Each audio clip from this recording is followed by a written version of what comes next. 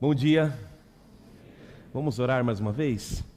Senhor, muito obrigado por esse tempo que agora a gente separa para ouvir a Tua palavra de maneira direta ao nosso coração, Pai, resgatando em nós não só o que há de melhor em Ti, que pode ser derramado no nosso coração nesse momento, mas a nossa missão, a nossa vocação, o Teu chamado para o Teu povo. Eu oro para que a Tua palavra venha até nós e que a gente tenha o coração aberto para tomar decisões espirituais hoje nesse lugar, Pai. Eu oro assim em nome de Cristo Jesus, para a Tua glória, Senhor. Amém. Amém. Bom dia a todos. A gente continua hoje a nossa série A Casa da Rocha. Essa série fala sobre fundamentos de uma vida que tem Deus como fundação, como origem, como destino e como processo. A gente quer entender como ter uma vida equilibrada, mas uma vida sólida nos princípios bíblicos. E a gente então traduziu esses princípios em alguns temas. Já falamos aqui sobre a imortalidade da alma, como a gente crê na salvação, no que acontece depois da morte. Falamos sobre nossas doutrinas fundamentais, como o plano da salvação, o santuário. E hoje eu vou falar de um assunto que traz para nós muita alegria e muita responsabilidade. E o tema da casa nessa semana são os moradores. Quem são os moradores dessa casa? Quem é que pode habitar nessa casa? Que tipo de gente vive a vida que a Bíblia traz? Como eles são identificados? E traduzindo para quem já é adventista há muito tempo, quem é o povo remanescente? O que significa ser remanescente?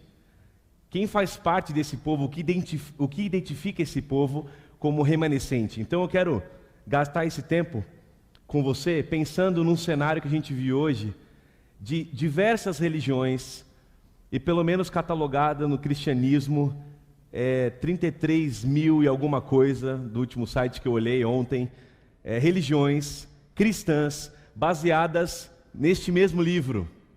Então você tem 33 mil e algumas opções para escolher servir a Deus em alguma comunidade. E o crescimento disso, é claro, a cada semana novas religiões são fundadas, novas teologias são criadas, e a gente vai nesse mundo complicado de se viver, tendo que tomar decisões para entender a vontade de Deus. Qual é o povo que Deus quer separar para se encontrar? Como vive essas pessoas que fazem a vontade de Deus? E eu queria que você entendesse se é possível na Bíblia. Você que já é adventista e tem essa fé há muito tempo, já ouviu falar desse tema? Você que está chegando aqui hoje pela primeira vez, ou ouve esse sermão pela internet ou em algum lugar, que é que Deus diz a respeito de um povo? Será que Deus tem um povo específico? Ou Ele tem uma igreja específica? Então é assim que a gente vai tentar caminhar hoje nesse sermão. Abre a sua Bíblia em Apocalipse capítulo 12, verso 17. Tem uma pequena biografia de um conflito que traz esse povo como protagonista também. Quando eu digo esse povo, você entenda como um povo que a Bíblia chama de escolhido, remanescente, fiel, aquele que se coloca ao lado de Deus e da sua verdade o tempo todo. Eu quero que você entenda esse princípio na Escritura. Apocalipse 12, verso 17.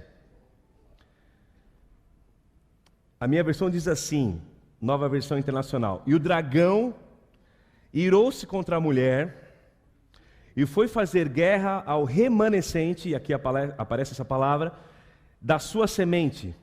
O dragão irou-se contra a mulher e foi fazer guerra ao remanescente da sua semente, os que guardam os mandamentos de Deus e têm o testemunho de Jesus, ou a fé em Jesus, ou a fé de Jesus. Aqui está colocado de maneira clara que o dragão, que Apocalipse identifica claramente como Lúcifer, Satanás, o dragão, a antiga serpente, ele sai para guerrear contra o remanescente da mulher. Se você entender a mulher como a igreja, o povo que Deus prepara, existe um remanescente. O que a palavra remanescente quer dizer? No dicionário, se você for perguntar para o Aurélio ou para qualquer dicionário padrão, o que remanescente quer dizer, tem sempre a ver com aquele que sobra, aquele que restou, aquele que permaneceu quando foi tirado uma parte, A água remanescente da enchente estava lá na Aurélia, ou seja, a água que sobrou. Remanescente é aquele que permaneceu. Quando toda uma parte foi tirada, o remanescente permaneceu.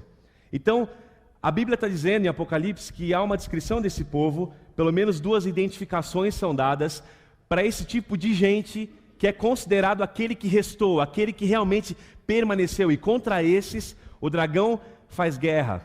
Contra esses, o dragão vai para tentar destruir esse povo, que foi o restante daqueles que ainda guardam os mandamentos de Deus e mantêm acesa a fé em Jesus como Salvador. Mantém o testemunho de Cristo e a fé em Jesus. E eu queria que você pensasse comigo, o que é que isso tem a ver com a gente hoje, em 2015, quando a gente lê em Apocalipse sobre um dragão que luta contra um povo no final da história, que ainda mantém viva a lei do Senhor, a vontade de Deus expressa em toda a sua escritura, e também continua declarando que só está ali, só consegue viver essa lei, porque Jesus um dia ofereceu a sua vida em favor desse povo. O seu sangue tem poder para libertar esse povo, e o seu sangue é poderoso para libertar esse povo do poder do pecado, para que ele possa então viver e guardar a lei de Deus.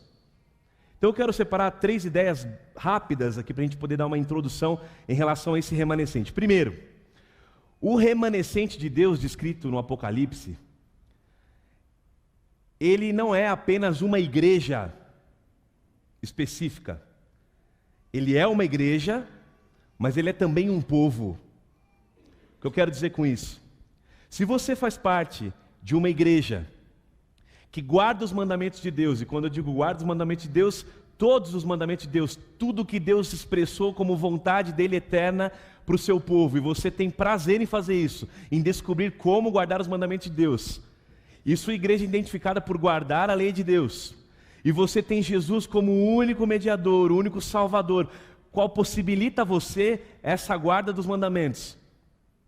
Você diz, eu pertenço à igreja verdadeira, e nós, adventistas do 7º dia, temos convicção de que nós buscamos com todo o nosso empenho fazer a vontade de Deus, discerni-la na Escritura e guardar cada ponto que Deus nos pede para guardar. A gente tenta fazer isso da maneira mais empenhada possível do nosso coração, do fundo da nossa alma, mas a gente também sabe que a gente sozinho não consegue, e que se não fosse Jesus intercedendo por nós, nos dando poder, nos dando a libertação não só da sentença da morte do pecado, mas do poder do pecado diariamente, o que a gente chama de um processo de santificação da vida, que é cada vez mais se parecer com Jesus. A gente acredita que é pelo Espírito Santo de Deus, pelo poder dele, que a gente consegue traduzir isso em obediência, em guardar as instruções de Jesus, o ensino de Jesus.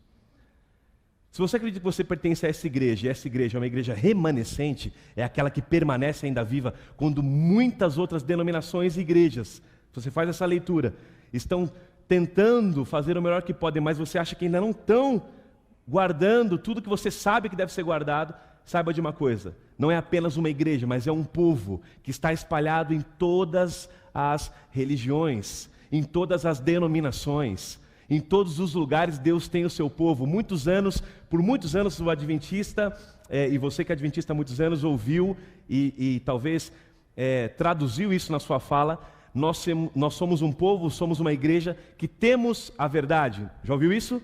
Ok? Nós temos a verdade. E acontece até que quando alguém se converte ao adventismo, ele diz assim, olha, eu então agora entendi e aceitei toda a verdade. O problema é que o conceito de verdade ele é muito mais amplo do que uma organização colocada num espaço e no tempo. A verdade, segundo a Bíblia, quem é? Jesus. Eu sou o caminho, a verdade e a vida. Ele não está preso a uma situação histórica, a um prédio. Jesus pode ser uma verdade discernida em qualquer lugar, em qualquer época, em qualquer tempo. Agora, nós, como povo remanescente, aqueles que buscam guardar os mandamentos de Deus e manter a fé em Jesus, devemos ter convicção de que Deus tem verdadeiros seguidores, ouça isso no fundo do seu coração, verdadeiros seguidores, sinceros seguidores, pessoas que têm prazer em fazer a vontade de Deus e mantêm também a fé em Jesus em todas as denominações. Eu queria ouvir um amém por isso. Sabe por quê? Porque senão você olha para alguém e você diz assim, olha, se você não vai aonde eu vou e faz do jeito que eu faço, você está perdido. você tem uma grande responsabilidade, uma grande missão, e ao final dessa mensagem você vai entender essa missão com clareza.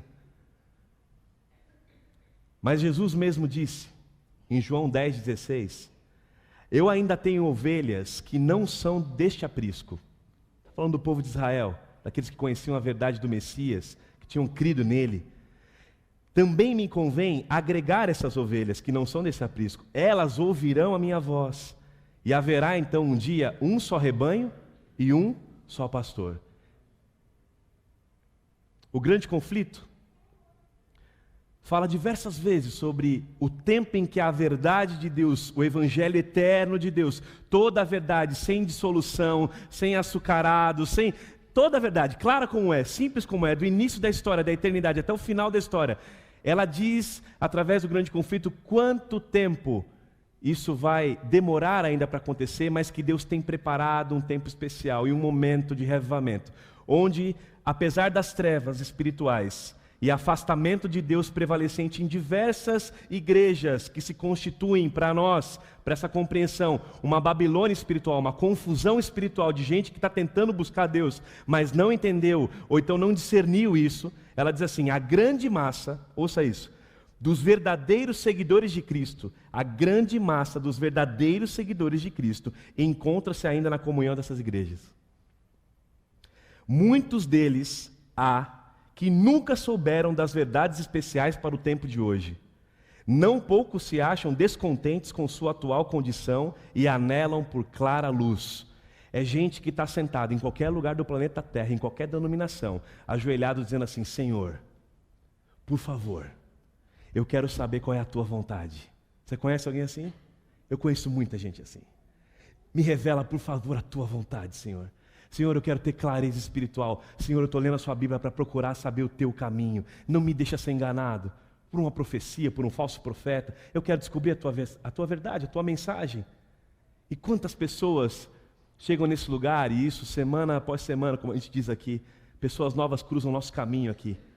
E diz, pastor, só Deus sabe quantos anos eu orei para entender uma mensagem e para encontrar um lugar onde tivesse pessoas que buscassem realmente guardar os mandamentos de Deus, mostrassem realmente que é só através de Jesus, e se eu pudesse viver com essa comunidade, eu queria encontrar esse pessoal. Será que restava gente que leva a Bíblia a sério ainda? E essas pessoas vêm para cá e dizem isso para a gente, eu quero encontrar esse lugar, eu tenho orado para isso, eu quero estudar a Bíblia, eu quero saber mais. É mais do que uma igreja, é uma igreja, mas também é um povo.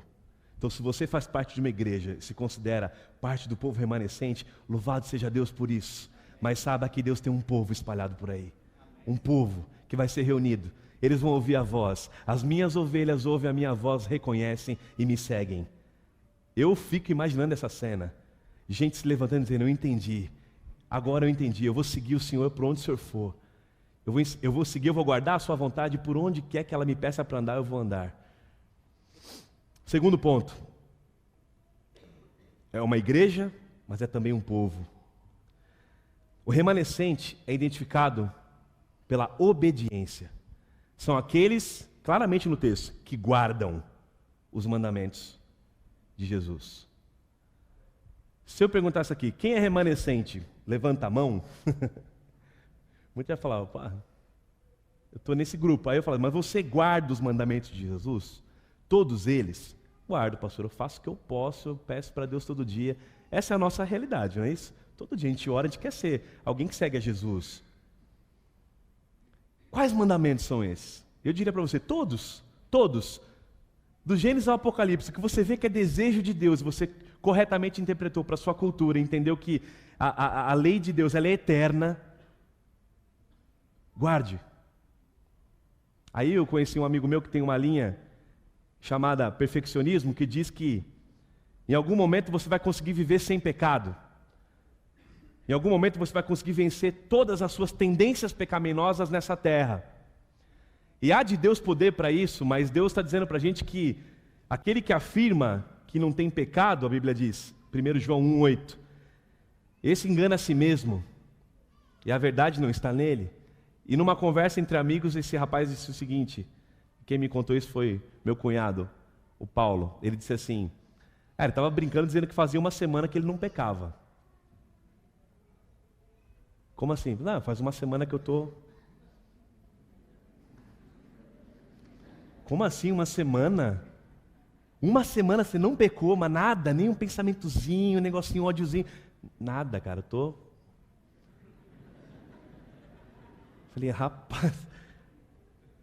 Não estou dizendo que é o desejo de Deus que você viva em pecado, pelo contrário, a Bíblia quer chamar a gente a cada vez mais à santidade, a se parecer com Cristo Jesus, mas afirmar que passou uma semana sem pecar é muito perigoso, porque dá uma impressão de que tudo que foi feito por você na cruz de Cristo se resolve naquilo que você mesmo pode fazer.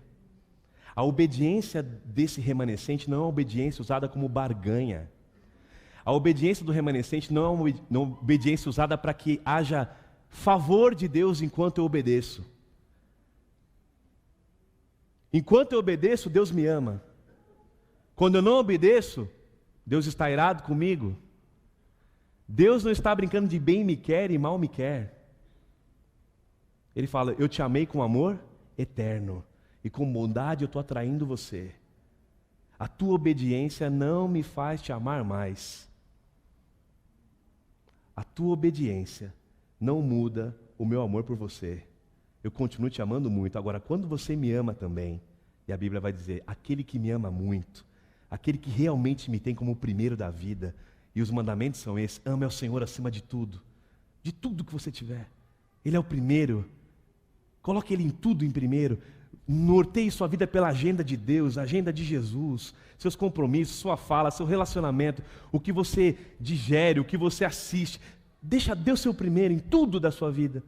Quando você fizer isso, olhe para os outros e comece a amá-los como eu amei você. Coloque eles em primeiro também, você em segundo, porque o último é o primeiro, o maior é o que serve. Faça isso. Faça isso. Vá aguardando, mas não imagine que o dia que você me desobedecer, eu vou deixar de amar você, porque eu te amo por aquilo que você é. Você é o meu filho. E você traduz esse meu amor quando você escolhe me amar em obediência, porque aquele que me ama guarda meu mandamento. Nem todo que diz Senhor, Senhor, vai entrar no reino do céu, ele diz. Mas aquele que faz a vontade do meu Pai, porque é esse, e é nele que meu amor está sendo aperfeiçoado. Ele ouve a minha voz, ele dá razão a mim, e ele diz, se o Senhor pediu, eu tenho prazer em fazer. Se o Senhor pediu, se é do teu agrado, Senhor, eu tenho prazer em fazer. Não porque fazendo o Senhor vai me amar mais, não porque fazendo eu garanto a minha salvação. Ela já está garantida porque o Senhor me escolheu quando eu nem sabia. Eu te amo porque o Senhor me amou primeiro, então eu vou vivendo a minha vida com o melhor que eu posso, Senhor. Eu me empenho.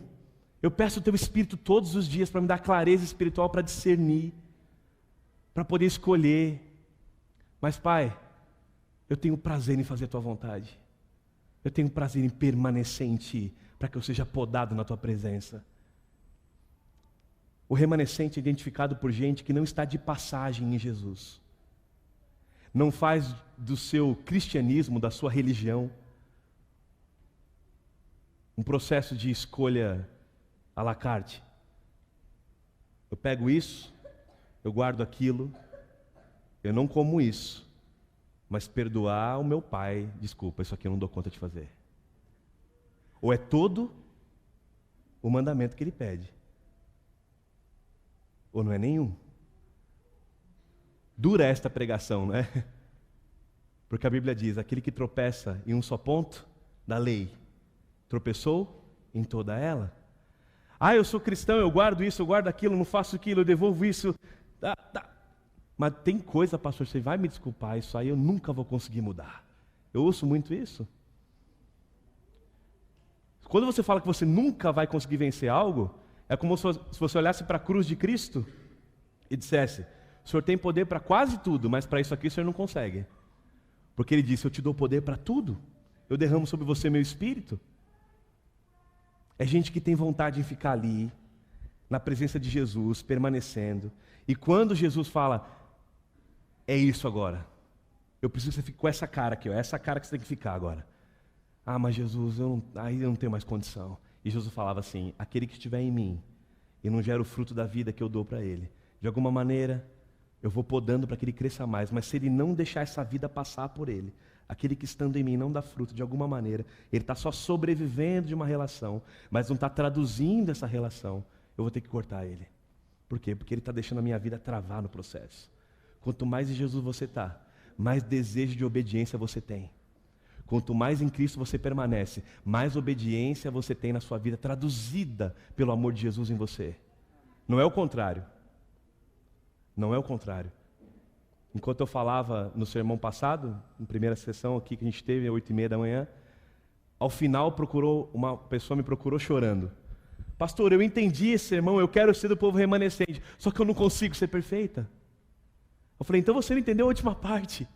Que eu falei que é quando você está nele, é ele que faz isso por ti, é a perfeição dele que cai sobre você, é a obediência dele que vem sobre você. Ela disse, mas eu estou buscando isso. E ela disse, talvez eu tenha que não desanimar. Eu falei, é isso, não desanima, permanece em Jesus, mas tenha prazer em ficar lá, não fica de passagem. Para um pouquinho e vai embora, fica lá até que ele te molde. São aqueles que guardam, têm prazer em fazer a vontade de Jesus. Terceiro ponto, que está no texto. Não é só uma igreja, é uma igreja e um povo. É gente que é caracterizada por ter prazer em fazer a vontade de Jesus. Mas também é gente que guarda e tem ainda o testemunho de Jesus, a fé em Jesus. E gente, isso aqui é um negócio que a gente ouve e a própria inspiração diz que Ellen White, escrevendo sobre a igreja na época, sobre a compreensão da salvação, ela dizia o seguinte: nenhum em 100 compreendem que a justiça de Cristo é aquela que faz todo o trabalho por nós. Nenhum em 100 compreendem as questões da salvação e da justificação pela fé. Nenhum em 100. Aí eu fiquei fazendo uma conta na minha mente, assim. Quantas pessoas cabem nesse auditório? É só uma conta. Tenho certeza que ela não fez essa conta espiritualmente falando. Ela deu uma ideia de que era algo muito minoritário a compreensão das pessoas. Cabe 450 pessoas aqui. Se nenhum em 100, quantos que a gente tem aqui que compreendem essa verdade? 4,5? Se é nenhum em 100, então cada 100 vão por meio. Então tem 400. Meio, 2,2 pessoas, 2,2. Que compreende o quê? Que compreende que não há nenhum ponto que necessite ser realçado com mais diligência e repetido com mais frequência e estabelecido com mais firmeza na mente de todos do que a impossibilidade do homem caído merecer alguma coisa por suas próprias e melhores boas obras. A salvação é unicamente pela fé em Jesus Cristo. A gente fala amém, mas a estatística diz que são só 2 que entendem. Porque a gente ouve essa palavra e sai daqui dizendo assim: mas eu não consigo, eu nunca vou merecer, eu não tenho certeza da salvação, eu estou com medo, se ele voltasse agora. Sabe, a mensagem está dizendo assim: é por Cristo Jesus, é pela fé em Jesus. Por isso que é aquele que guarda, mas guarda mediante o quê? Mediante a fé em Jesus. Mediante a convicção de que você pode descansar nele, de que é poder dele na tua vida, atuando por você. Porque pela graça sois salvos, esse é o verso que eu mais gosto da Bíblia, Efésios 2, 8-10. Porque pela graça sois salvos, mediante a fé. Isso não vem de vocês, não vem de vocês, não vem de vocês, não vem de vocês, não vem de vocês. Isso é um presente de Deus para vocês. É um presente, não vem de obras, não é a sua obediência que vai garantir esse negócio. Porque as obras que você entrega para Deus, a Bíblia vai chamar, você tenta comprar uma coisa que já foi paga pela vida do Filho de Deus. Você tenta entregar algo para Deus e você entrega, e aquilo ali, ele fala, não serve, é insuficiente, não dá para comprar, não está à venda esse processo. Não vem de obras para que ninguém se glorie. Somos feitura de Deus, criados em Cristo Jesus para que a gente andasse em boas obras, das quais de antemão Ele preparou para a gente andar. A gente é salvo para cumprir o plano dele para a gente. Já fomos salvos em Jesus quando cremos nele. Vamos sendo salvos todos os dias, para um dia sermos salvos para sempre. A salvação é um processo que acontece todo dia. E aí ela escreve com a preocupação, no livro Caminho a Cristo, página 71.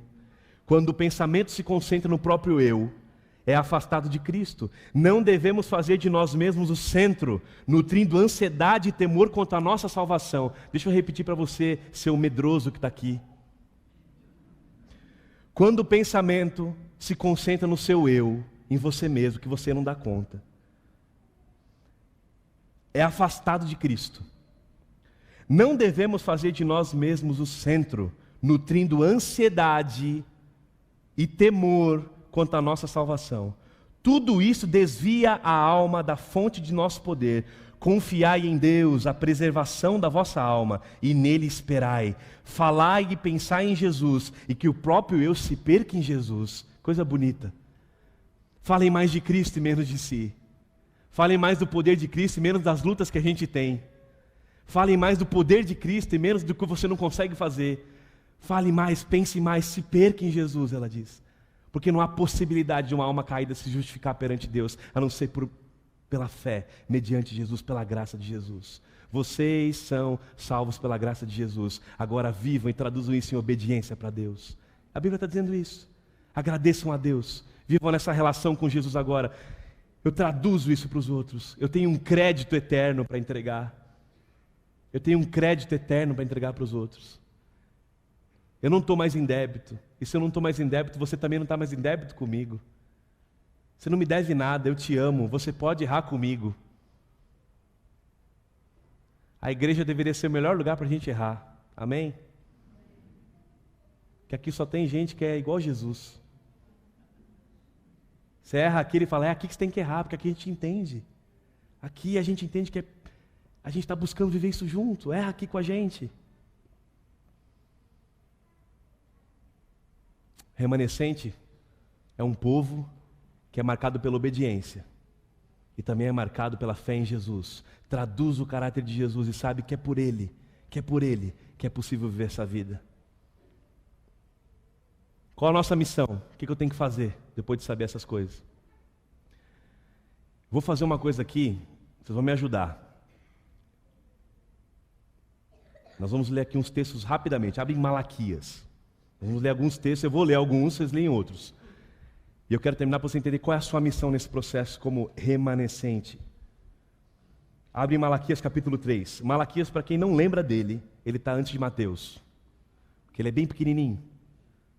A gente passa assim rapidinho por ele. Malaquias antes de Mateus. Último livro do Antigo Testamento. Eu vou ler alguns textos, vocês vão ler outros textos, ok? Não vão ser todos que vão precisar acompanhar, senão a gente não tem tempo. Então, Malaquias 3, verso 1. Vocês guardam aí. Eu vou ler o primeiro aqui. O primeiro aqui é Isaías 43. Ouça esse texto. Vós que clama no deserto, preparai o caminho do Senhor, endireitai no ermo vereda a nosso Deus. Isaías está dizendo que tem uma voz que clama no deserto, e ela tem uma missão. Ela prepara o caminho para o Senhor.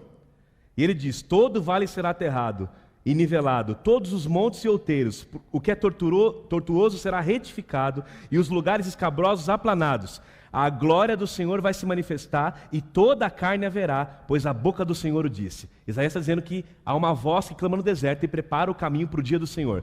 Leia Malaquias 3:1, diz assim, eis que envio o meu mensageiro, que preparará o caminho diante de mim, e de repente virá o seu templo, o Senhor, a quem vós buscais, e o mensageiro da aliança, a quem vós desejais, eis que ele vem, diz o Senhor. A voz que clama no deserto prepara o caminho, e eis que Deus envia um mensageiro. Que mensageiro é esse? Abre em Malaquias 4 agora. 4:4-6. Malaquias 4, verso 4-6. Veja os detalhes desse texto.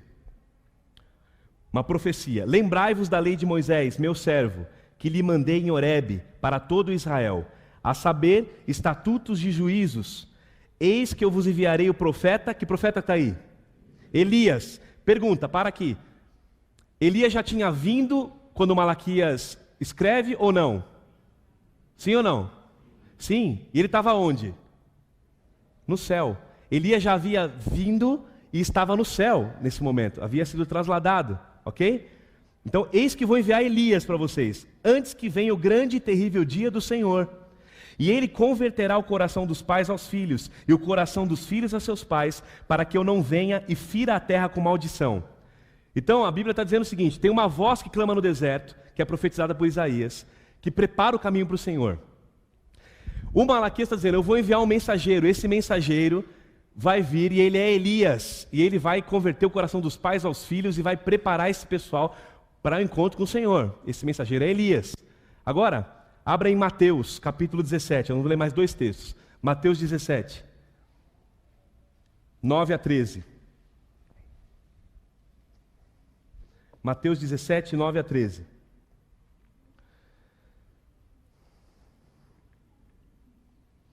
Segue essa linha agora aqui, olha. Enquanto desciam do monte, eles estavam no monte da transfiguração. Ali apareceu Elias e Moisés. Então, eles desceram do monte, Jesus ordenou: não contem a ninguém o que vocês viram, até que o Filho do Homem tenha sido ressuscitado dos mortos. Os discípulos lhe perguntaram: então por que os mestres da lei dizem que é necessário que Elias venha primeiro? Que eles estavam citando? Malaquias, que diz que antes do Senhor aparecer, Elias viria. Jesus respondeu, olha o que Jesus responde agora: de fato, Elias vem. Está assim na sua Bíblia? De fato, Elias virá. Ele virá. Elias virá e restaurará todas as coisas. Mas eu lhes digo, Elias também já... E aí, confundiu todo mundo? Segura que eu já explico. Elias vai vir, mas também já veio. E eles não o reconheceram, mas fizeram com ele tudo o que quiseram. Da mesma forma, o Filho do Homem será maltratado por eles. Então os discípulos entenderam que era de João Batista que ele tinha falado. Meu pai, o rosto de vocês é assim: hã? Malaquias falou de Elias que veio em João Batista? Presta atenção. Voz que clama no deserto: antes do dia do Senhor, antes da glória dele ser revelada, eu vou enviar o quê? Uma voz que prepara o caminho, uma voz, certo? Isaías. Malaquias fala: eu vou enviar um mensageiro. Esse mensageiro vai falar dos pais para os filhos, dos filhos para os pais, vai restaurar todas as coisas, ele é um restaurador de brechas, e ele é Elias. Mas Elias já estava no céu, ok? Quando vem João Batista, ele entra na Judéia pregando o quê? Arrependam-se, porque o reino de Deus chegou. O reino de Deus está próximo, chegou. Arrependam-se. E aí pergunta: quem é você? Ele fala assim: eu sou a voz daquele que clama no deserto. E eu vim para preparar o caminho para o Senhor chegar. Antes de Jesus entrar na terra, quem vem antes? João Batista no espírito de quem? De Elias. E isso está na Bíblia. Você não precisa abrir, mas se você é um curioso da Bíblia, guarda esse texto, só guarda. Lucas 1, 13 e 17, no nascimento no nascimento de João Batista, veja o que o anjo fala: não tenha medo, Zacarias, o teu filho João Batista, a sua oração já foi ouvida, a Isabel vai ter um filho, vai se chamar João, ele será motivo de grande prazer e alegria, pois será grande aos olhos do Senhor, muitos se alegrarão por causa do nascimento desse menino.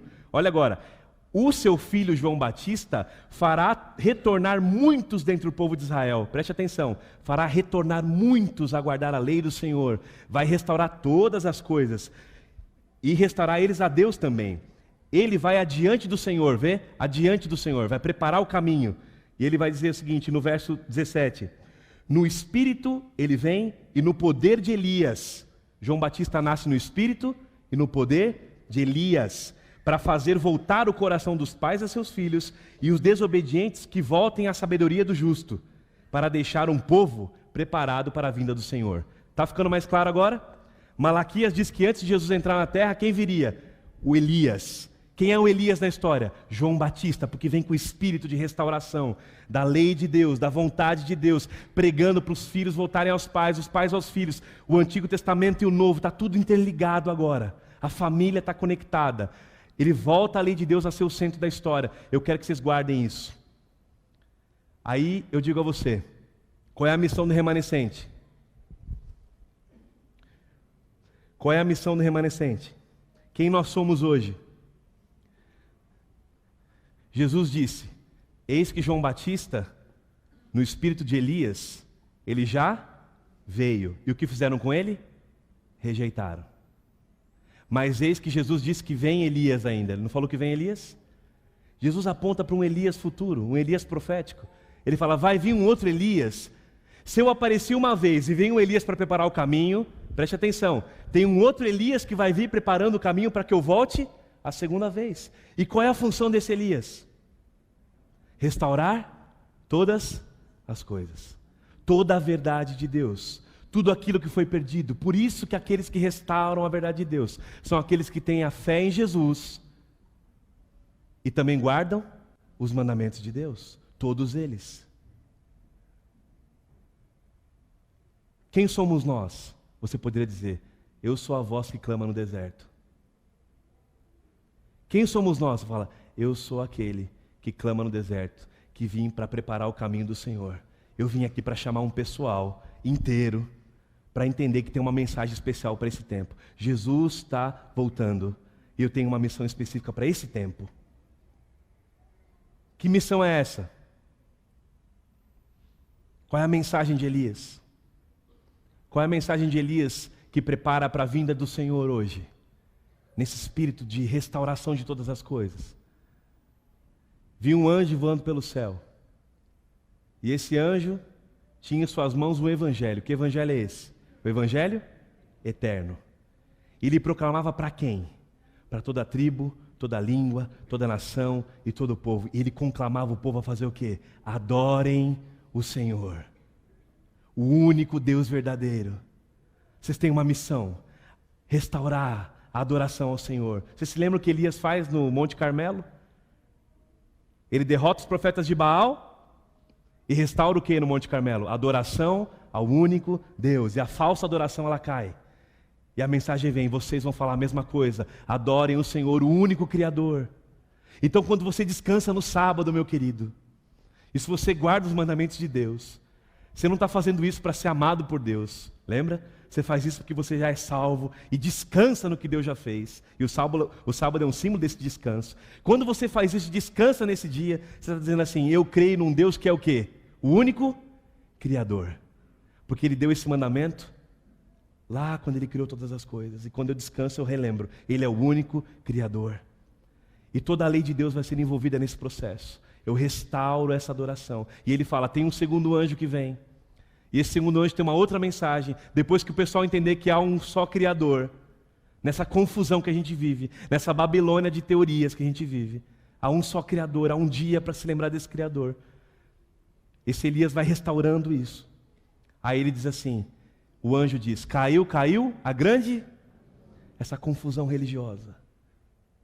Caiu, sai dela, meu povo. Voltem para a lei de Deus, voltem para a instrução de Jesus, voltem para a fé em Jesus como o único meio de salvação. Não fiquem nesse processo, não tentem se auto-justificar, não tentem mudar o que Deus já escreveu. Caiu essa Babilônia, saiam dela. Terceira mensagem, aquele que adora a besta e a sua imagem, recebe uma marca para a perdição eterna. Mas aquele que adora o Senhor Criador e tem o seu selo e guarda a sua aliança, esse também recebe uma marca. Para quê? Para a vida eterna. Quem são os moradores dessa casa? Os que guardam os mandamentos de Deus e têm a fé em Jesus. Aí eu preguei isso aqui e uma mulher chorou dizendo que ela não consegue. Eu amo essa mulher aqui nessa igreja. Ela sabe que eu estou falando com ela.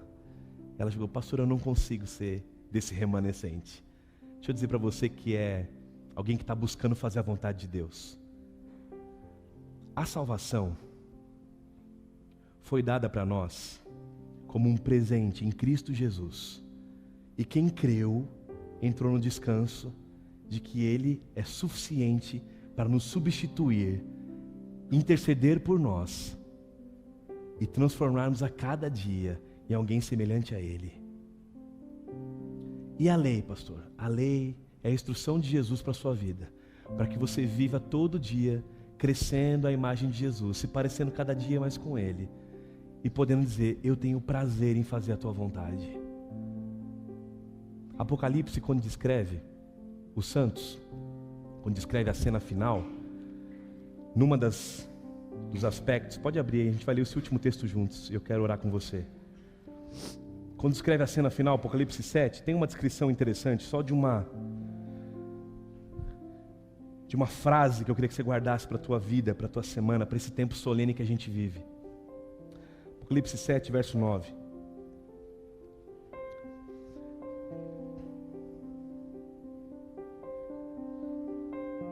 Depois dessas coisas vi, e eis que uma grande multidão que ninguém podia enumerar. Note, multidão de todas as nações, todas as tribos, todos os povos, todas as línguas. Deus tem um povo, gente, espalhado por esse mundo. Deus tem gente sincera espalhada por esse mundo inteiro. Eles estavam em pé diante do trono, diante do Cordeiro, vestidos de vestiduras brancas, com palmas nas mãos, e clamavam em grande voz, dizendo: ao nosso Deus que se assenta no trono, e ao Cordeiro pertence a salvação. Todos os anjos estavam de pé, rodeando o trono, os anciãos, os 4 seres viventes, e ante o trono se prostraram sobre o seu rosto, e adoraram a Deus, dizendo: amém. O louvor e a glória, e a sabedoria, e as ações de graças, e a honra, e o poder, e a força, sejam ao nosso Deus, pelos séculos dos séculos. Amém. Verso 13. Um dos anciãos tomou a palavra, dizendo: estes que se vestem de vestiduras brancas, quem são e de onde vieram? Respondi-lhe: meu senhor, tu o sabes. Ele então me disse: são estes os que vêm da grande tribulação.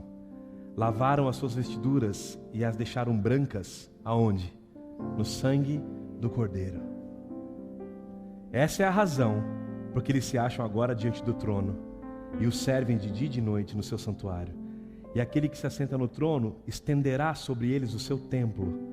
Jamais terão fome, nunca mais terão sede, não cairá sobre eles o sol nem ardor algum, pois o Cordeiro que se encontra no meio do trono os apacentará e os guiará para as fontes de água da vida. E Deus vai enxugar dos olhos deles toda a lágrima.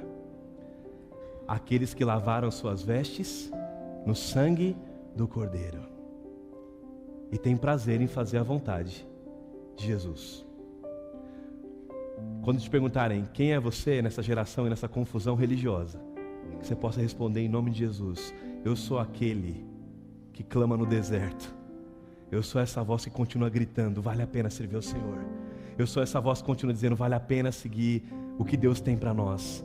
Eu sou aquele que vem para preparar o caminho do Senhor. Eu quero levar todo mundo que puder comigo, porque eu sei que eu posso e quero ser identificado sim por aquele que guarda os mandamentos, mas que faz isso através do poder de Jesus Cristo.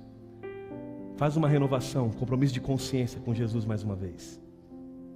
Você não ouve essa mensagem para levantar daqui e viver uma semana onde você esquece do propósito dessa vida. Você ouve essa mensagem para se levantar daqui com convicção do seu chamado. Jesus está bem breve, bem às portas de chegar a esse mundo, pela confusão que a gente vê acontecendo, tudo que a gente vê, os sinais. Está muito perto da volta de Jesus. Eu não gosto de dar data, eu não gosto nem de imaginar isso. Eu sei que Deus é muito mais sábio que eu para saber o tempo dele voltar. Mas a gente tem que cumprir a nossa missão. É uma grande responsabilidade. E Deus quer levantar essa geração de remanescentes que amam a Jesus, amam a vontade de Jesus, para poder ser essa voz que ecoa no deserto. Quero convidar você a fazer um compromisso de consciência. Eu quero ser parte desse povo, eu quero ser parte daqueles que restaram. Eu quero ser parte daqueles que têm prazer em fazer a tua vontade. Eu quero saber que eu só posso isso por intermédio de Cristo Jesus. Usa a minha vida, Senhor. Restaura a minha aliança aqui nesse lugar agora. Eu não quero ter medo do céu. Eu quero ter prazer em Ti. Usa esse momento de oração para uma restauração de intimidade com Deus, de missão, de chamado, de vocação. Vamos orar. Senhor, traz para nós o espírito de paz, Pai. Porque a Tua palavra é linda em dizer da nossa missão.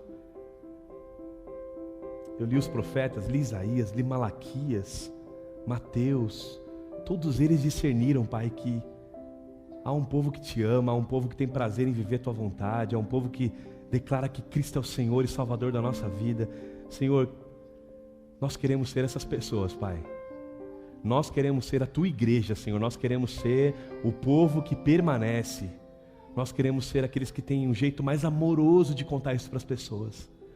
Nós queremos ser aqueles que não têm um senso de grandiosidade nenhuma por isso, mas um senso de responsabilidade, daquele que tem que servir e usar toda a vida para a Tua glória, para cumprir Tua missão, Pai. Traz para o nosso coração uma convicção muito grande, Pai, de que esse conhecimento todo, ele é para a Tua glória e para que a gente possa tomar decisões espirituais aqui nesse lugar, Pai. Que haja restauração aqui de todas as brechas da nossa alma também. Aquele que entrou aqui nem fazendo ideia do que ia ser pregado aqui hoje. Hoje talvez foi lembrado da sua missão, da sua existência. Em nome de Jesus, que ele se banhe no sangue do Cordeiro nesse lugar. E saia daqui com a veste branca e com a missão renovada no coração para uma vida que traga glórias ao Teu santo nome, Pai.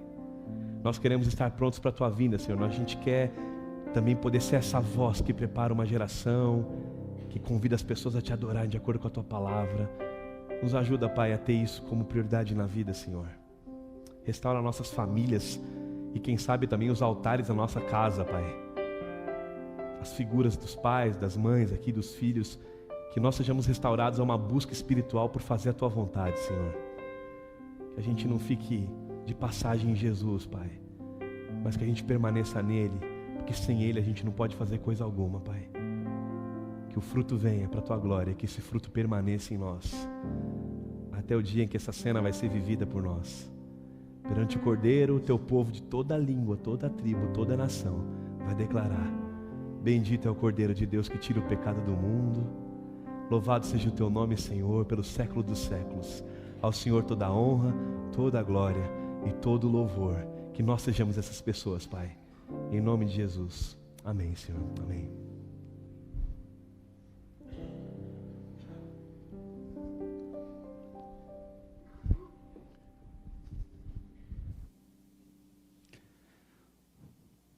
Povo remanescente, povo de Deus, fiquemos em pé? Vamos cantar ao nosso Deus. Canta minha alma.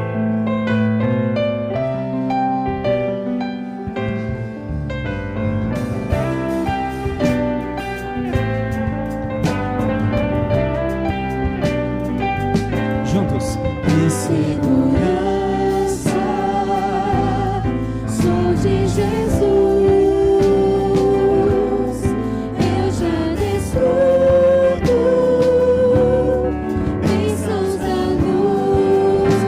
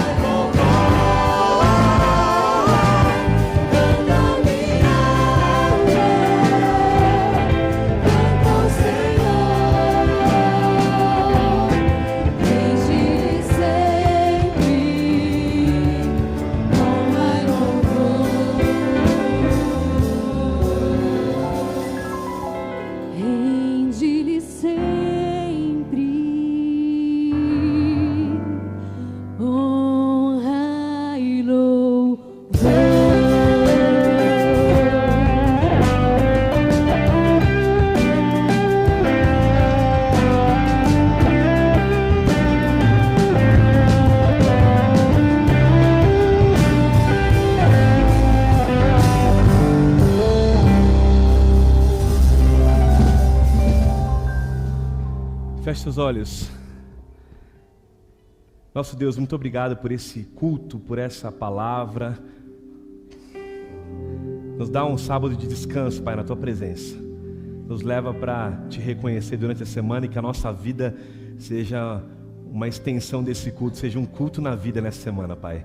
Eu Te peço isso em nome de Cristo Jesus. Amém, Senhor. Amém. Não saia sem desejar coisas boas para quem está ao seu lado.